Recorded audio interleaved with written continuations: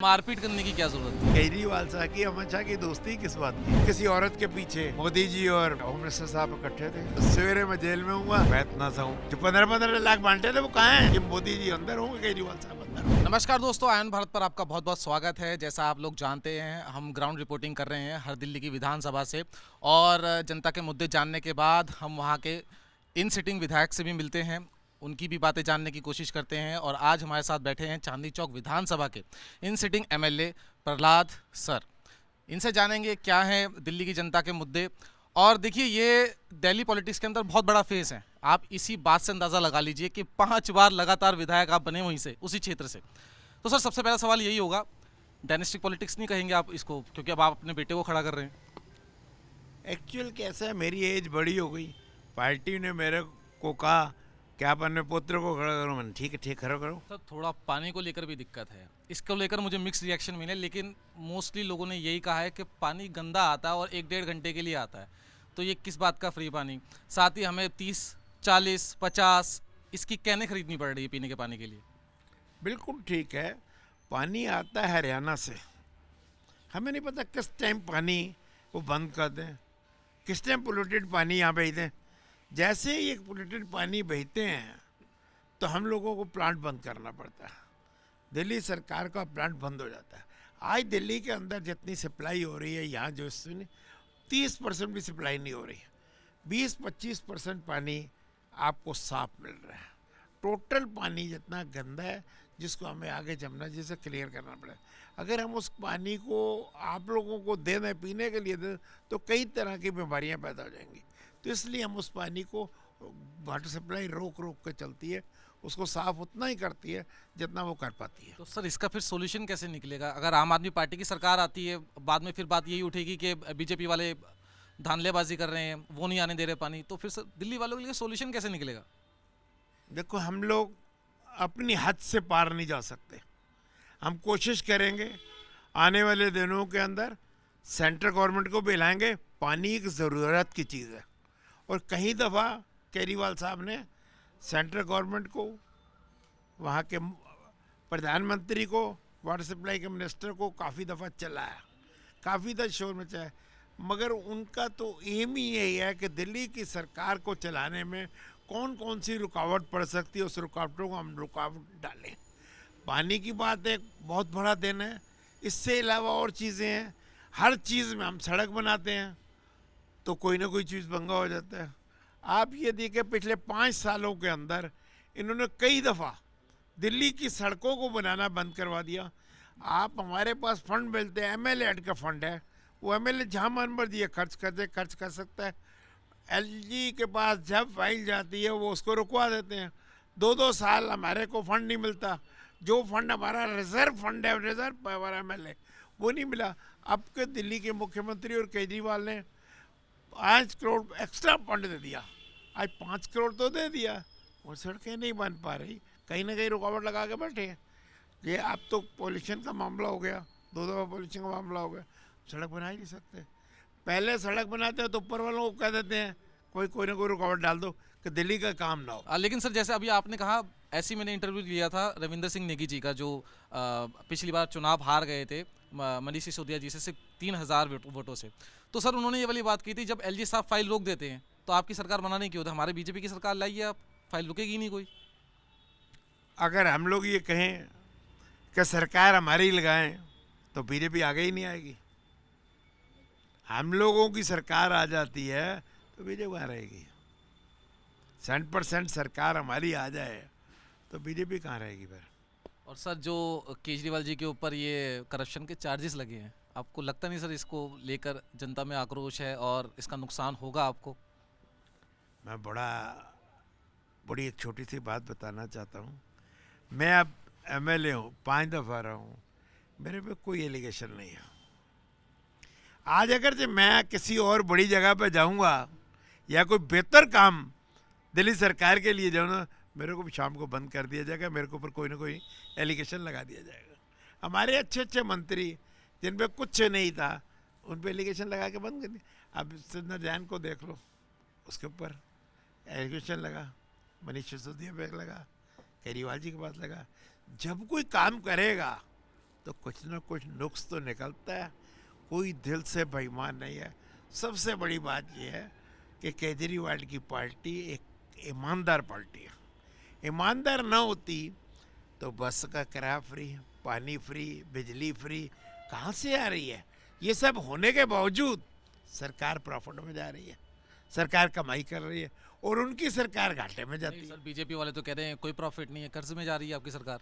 गलत कह रहे हैं आप, आंकड़े उठा के देखें। सरकार, दिल्ली सरकार हमेशा फायदे में रही है और अपने सेल्फ गवर्नमेंट में, यहाँ तक कहूँ जब शीला दीक्षित की भी सरकार फायदे में थी।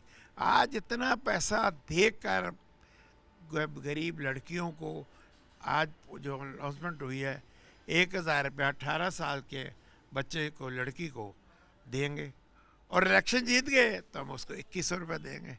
तो इसका मतलब है अच्छी है सेंटर को, अच्छी हमारी सरकार चलेगी, अच्छे हमारे मंत्री होंगे, करप्शन की ओर नहीं जाएंगे, पैसे की सेविंग होगी, वो हम लोगों को बांटेंगे। फ्री बस सेवा करेंगे, कम से कम बिजली के चार्जेस लेंगे। नहीं सर, बीजेपी का यही कहना है कि अगर आपने फ्री देना ही था महिलाओं के लिए तो लोकसभा में आपने पहले वादा किया जी 1,000 रुपये देंगे, उसके बाद आपने कुछ नहीं दिया। अब आपने वादा कर दिया 2,100 रुपये देंगे, लेकिन वो जब देंगे जब हमारी सरकार आ जाएगी। तो ये तो जुमला दे रहे हैं आप लोग। हम उस तरह के जुमले नहीं देते जिस तरह बीजेपी वाले देंगे। हर आदमी का खाता खोलोगे सवेरे 15 लाख उसमें आ जाएगा। उस तरह के जुमले केजरीवाल ने नहीं सीखे, आम पार्टी वालों ने नहीं सीखे। झाड़ू वाली सरकार जो है पूरे काम पे जो बात कहती है उस पर खरा उतरती है। अब जुमले देने वाली सरकार तो जो है प्राइम मिनिस्टर साहब ये कह ले वो जुमला था 15 लाख रुपए फॉरेन कंट्री से लाएंगे, जो बेईमानी करके लिए पैसा लेंगे उनसे पैसा लाएंगे। हर आदमी के अकाउंट में 15 लाख, 15 पैसे भी किसी के अकाउंट में आए। नहीं सर, तो फिर पार्लियामेंट में निर्मला सीतारमण जी ने तो बताया ना 22,800 करोड़ रुपए हमने जो इनकी प्रॉपर्टीज़ है वो जब्त कर लिए, पैसे हमने वापस निकाल लिए हैं। जो यहाँ से भी जितने भी चोर थे, जो भगोड़े थे, यहाँ से भाग गए, हमने पैसे 22,800 करोड़ निकाल लिए हैं। तो बांटे कहाँ हैं? जो 15-15 लाख बांटे थे वो कहाँ हैं? आपको मिले 15 लाख? 2,200 करोड़ रुपया निकल गया, मगर हमें तो दोने नहीं मिली। जो 15 लाख का वायदा था उसमें 2 रुपये नहीं हमें मिले। तो कौन से बांटे, कहाँ से बांटे, किसको मिले, कहाँ नहीं मिले, हमें क्या मालूम। अच्छा सर, अभी अमित शाह जी की एक कमेंट आई है बाबा साहब अम्बेडकर जी के ऊपर। अब अरविंद केजरीवाल जी ने ट्वीट किया था उसको लेकर, लेकिन बीजेपी वाले कह रहे हैं कि वो क्लिप आप लोग पूरा नहीं दिखा रहे, आपने वो क्लिप जो है काटी है। आप बेफालतू के इल्ज़ाम लगा रहे हैं। बीजेपी वाले इस मामले में मास्टर, किसी के ऊपर कोई ब्लेम लगाना हो तो सबसे बड़े मास्टर हैं ये। आज वहाँ पार्लियामेंट बोलने के बाद अब वो पछता रहे हैं, उसको बचें कैसे। आज अगर जो हमारे जाटव भाई, वाल्मीकि भाई, दलित भाई उनके ऊपर कमेंट्स देते हैं, उनके बाबा साहब अम्बेडकर जिसने हिंदुस्तान को बनाया, जिसने कॉन्स्टिट्यूशन को बनाया, उसके खिलाफ कमेंट्स कसते हैं, लानत आनी होनी चाहिए इनके ऊपर। नहीं सर, वो तो कह रहे हैं कि क्लिप काटी है आप लोगों ने। अमित शाह तो कांग्रेस को बता रहे थे कि आप लोगों ने कहा है। वही तो कह रहा हूँ, गलत कह रहे हैं। काटी है तो बताओ कहाँ काटी है। देखो, सिर्फ कह देना और करने में बहुत फर्क होता है।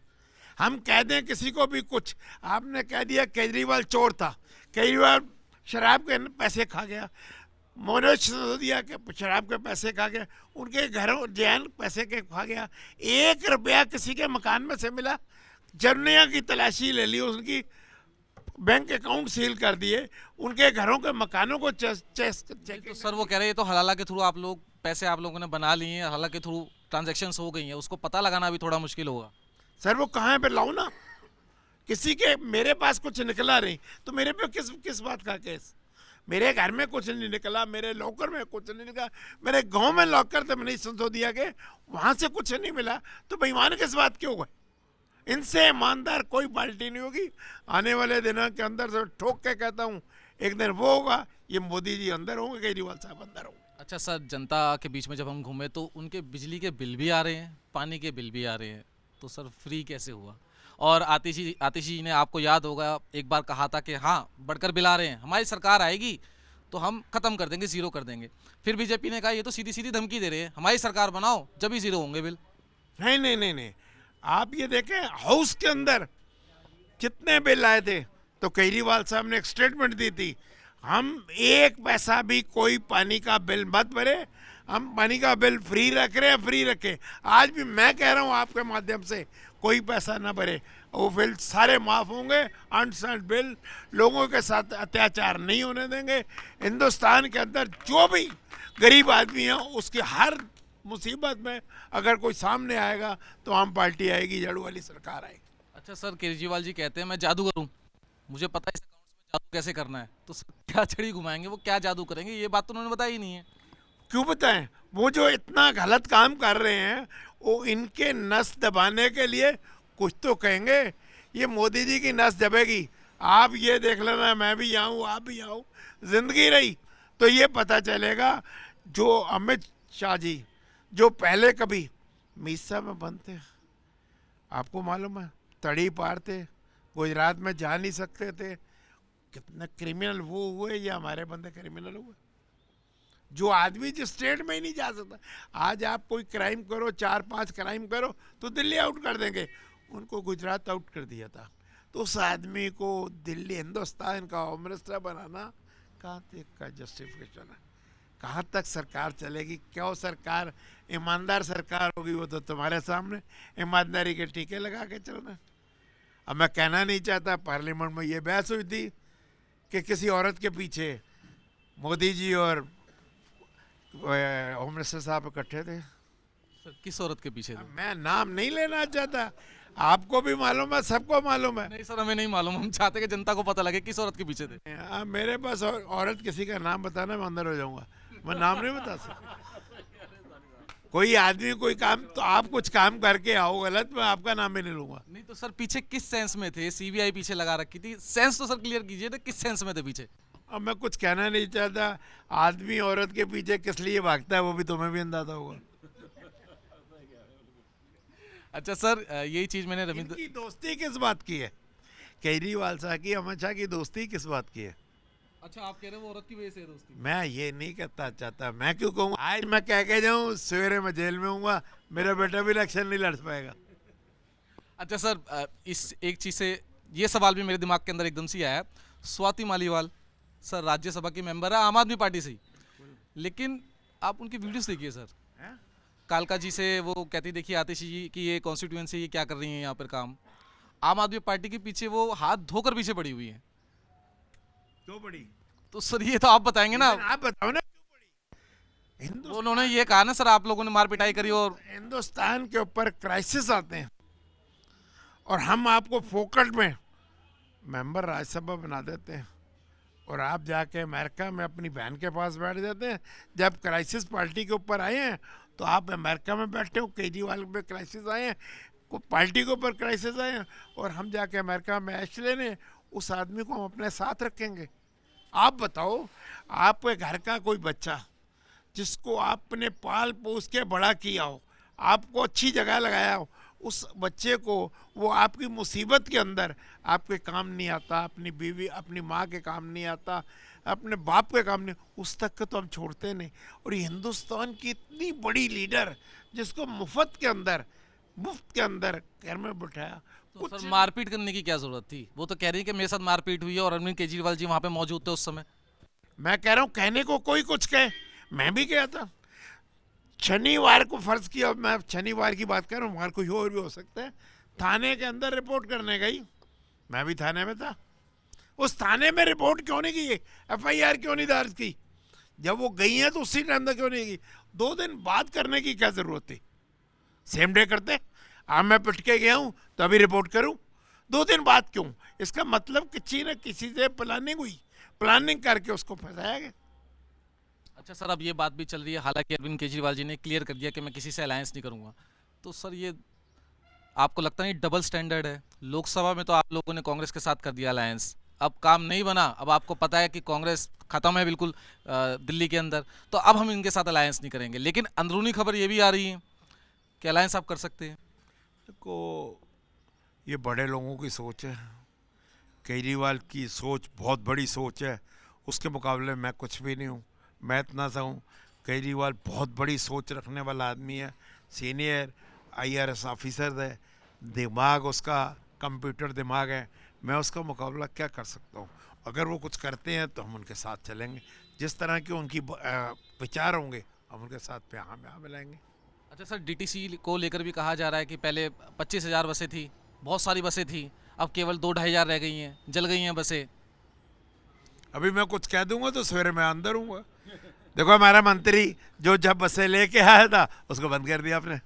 उसको बंद करने के बाद ये उसकी गर्दन में नाखून रख दिया, साले तू आप पार्टी के खिलाफ बोल नहीं तो तेरे को बंद कर देंगे। और बंद नहीं हुआ तो उसको कह दिया ले तेरे को टिकट भी देंगे, बीजेपी का टिकट भी दे दिया, वो भी दे दिया। मैं बिकने वाला नहीं हूँ। तो सर कैलाश जी भी तो गए आपकी पार्टी से। कैलाश जी छोड़ के गए, उनको लिए गए ना ये, और टिकट दे दी ना, वही उसी जगह से टिकट दे दी। क्या मतलब हुआ? तो आप लोग टिकट नहीं दे रहे थे? हम लोग तो ये कहते थे हम टिकट भी रोक नहीं रहे थे। उसको डर लगाया, उसको बंद करने की नौबत दी कि हम तेरे को बंद कर देंगे। दुनिया की हर केस उस पर लगाएगा, डीटीसी की बसों का केस उस पर लग सकता है, कुछ भी दबकाया गया। उसको दबका के डरा के उसको अपनी पार्टी में ले गए। अच्छा सर, आखिरी सवाल जाते जाते यही है, 5 बार के विधायक आप हैं, तो सर कुछ तो यूनिक किया है आपने। तो जो यंगस्टर्स हैं, पॉलिटिक्स में आना चाहते हैं, उनके लिए राय क्या है? और अब जब आम आदमी पार्टी की अगर सरकार बनती है चांदनी चौक में, आप क्या नई पॉलिसीज इंप्लीमेंट करेंगे चांदनी चौक के लिए? सबसे बड़ा मुद्दा ट्रैफिक का, सफाई का, ये दोनों चीज़ों पे कूदेंगे और हमारी बहन भाइयों के ऊपर जो अत्याचार हो रहे हैं उनको रोकेगा। आज आपने बहुत बड़ी बात की, मेरे को बड़ी खुशी है कि आपने बाबा साहब अम्बेडकर की बात की। आज हमारे यहाँ मेरे लोग बाबा साहब अम्बेडकर के अनुयायी हैं। यहाँ काफ़ी लोग हैं, यहाँ रहते हैं, यहाँ दलित लोग रहते हैं। हम लोग चाहते हैं कि हर आदमी को, उसका यहाँ रहने वाले को, उसका पूरा हक मिल सके।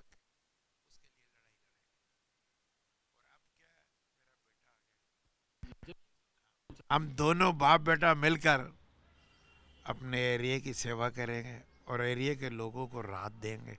जो काम मेरे रह गए हैं वो मेरा बेटा पूरे करेगा।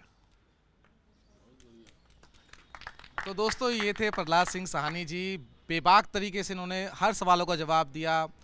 कोई भी ऐसा सवाल नहीं था जो शायद रह गया हो, और उन्होंने काउंटर भी बहुत अच्छे से किया है। बाकी क्षेत्र की जनता ही बताएगी क्या आगे का माहौल रहने वाला है। साइनिंग ऑफ, करण शर्मा, कैमरामैन राजकुमार के साथ आयन भारत।